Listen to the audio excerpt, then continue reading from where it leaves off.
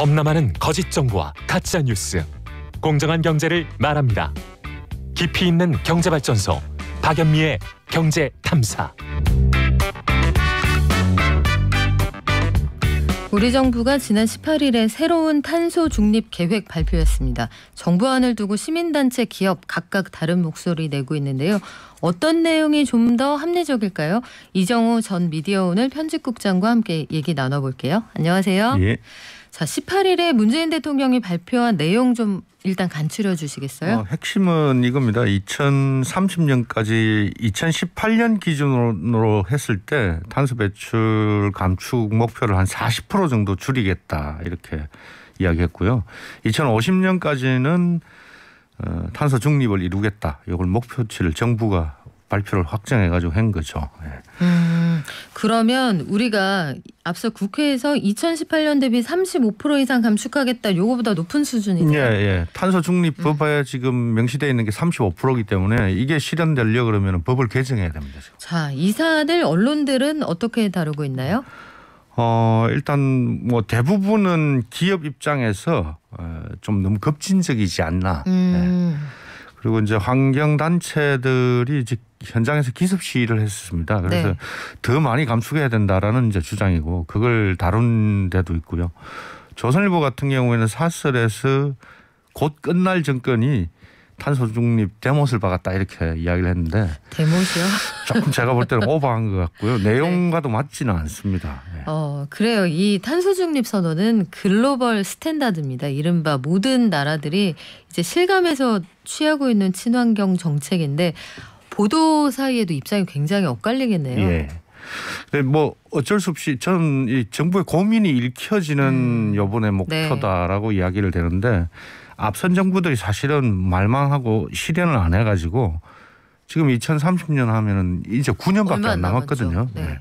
근데 거기서 뭐 한 20 몇 %씩 줄여야 되는 그런 상황이고 40%까지 가려 그러면은 되게 힘든 조건입니다.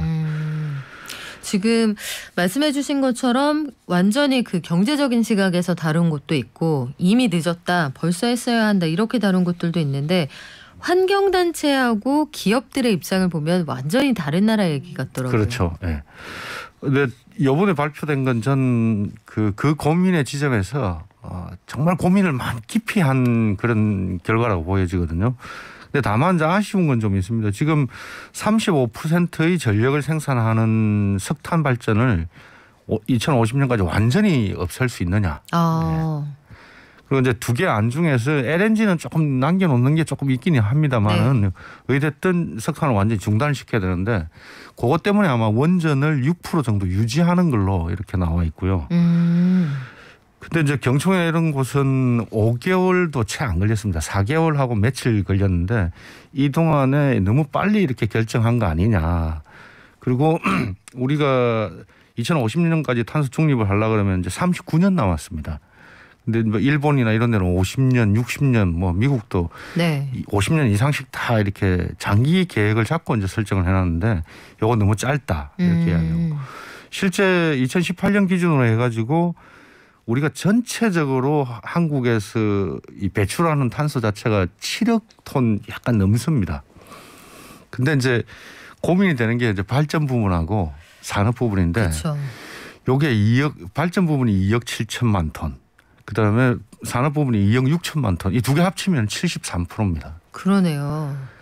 특히 이제 비관한자로 가장 고민이 되는 게 포스코인데 포스코가 전체의 10%가 넘습니다. 그러니까 대표적인 기업으로 항상 탄소 중립 선언이다 아니면 그 배출하는 권리를 사고 팔 때 등장하는 회사인데 이렇게 되면 포스코 장사 못한다 이런 주장도 그렇죠. 있고요. 그래서 국내 지책으로 지금 만들어 놓은 게 포스코가 인도하고 그 인도네시아에 공장들이 있지 않습니까? 그래서 해외 탄소 배출은 감축 목표에서 오히려 확장시켜 줬습니다.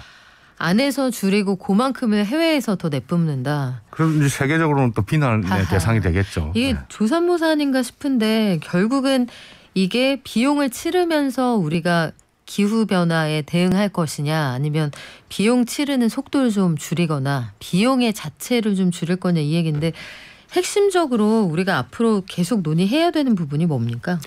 일단 그 각 경제 주체들이 정부든 그 소비자인 국민이든 아니면 기업이든 각각 부담을 왕창 안겠다라는 각오를 하지 않으면 안 되는 거죠. 예를 들어 전기 요금이 독일처럼 뭐 6-7배를 오르게 하지는 않겠다고 지금 정부가 이야기를 했지만은 어찌됐든 2배 정도는 저는 오를 거라고 보여지거든요. 앞으로. 예, 그건 감수해야 되는 거죠. 그러지 않고서는 답이 없는 거죠. 결국은 세상에 공짜는 없는 거예요. 그렇죠. 편집국장님.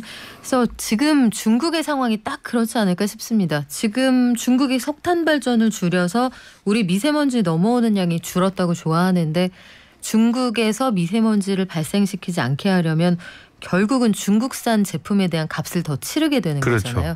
여기에 대한 선택을 어떻게 할 거냐, 이건 우리가 좀 더 신중하게 고민해 봐야 될 것 같습니다. 지금까지 이정우 전 미디어오늘 편집국장과 함께했습니다. 고맙습니다. 예.